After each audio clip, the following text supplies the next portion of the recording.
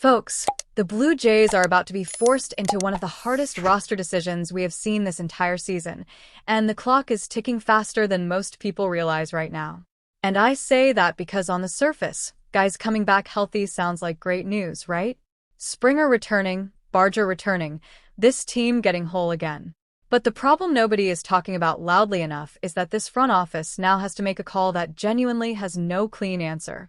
No matter what they decide, somebody who has earned their spot on this roster is going to pay the price for it.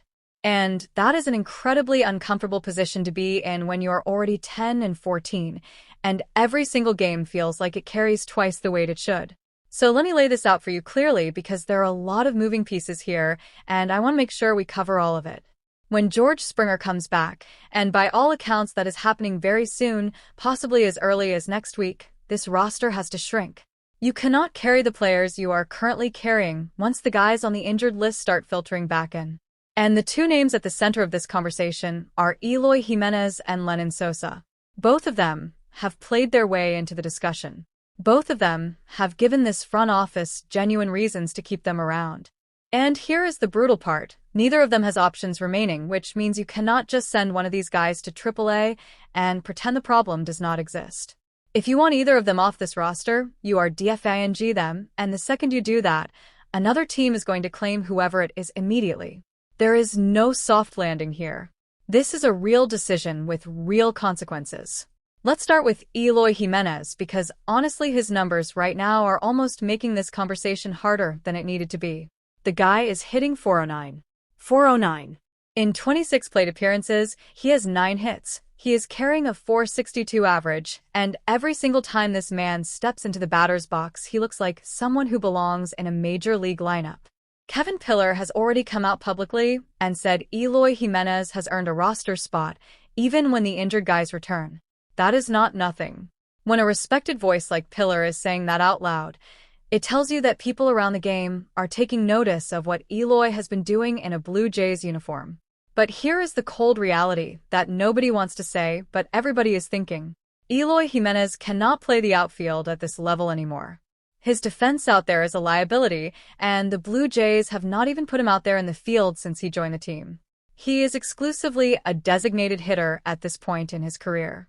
And when George Springer comes back and Addison Barger comes back, your DH spot becomes one of the most contested positions on this entire roster.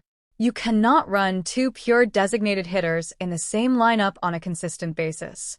It does not work. So as hot as Eloy is right now, and he is genuinely scorching, the positional limitations create a problem that his batting average alone cannot solve. Now Lenin Sosa is a completely different conversation, and I think people are sleeping on why the Blue Jays actually value him. Yes, his numbers on the season are not eye-popping. He is sitting at a 564 OPS overall. But since coming to Toronto, he has looked noticeably better. He has come up with some big hits already, and most importantly, he can actually play the infield. He can get you at second base. He gives this team defensive flexibility that Eloy simply cannot provide.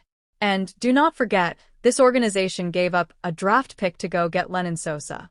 Ross Atkins and the front office saw something in this guy that they believe they can develop and unlock going forward. You do not trade assets for a player and then cut him 3 weeks later unless things go completely sideways. The organizational investment in Sosa is real. So, where does that leave us?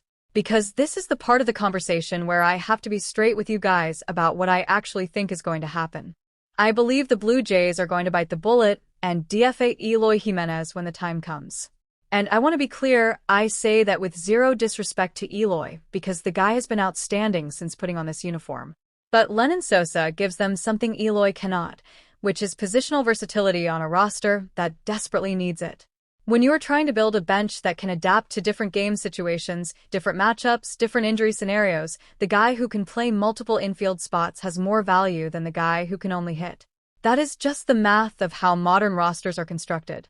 Now, some people in the comments and on social media have floated the idea of moving Schneider instead. And look, I hear the argument.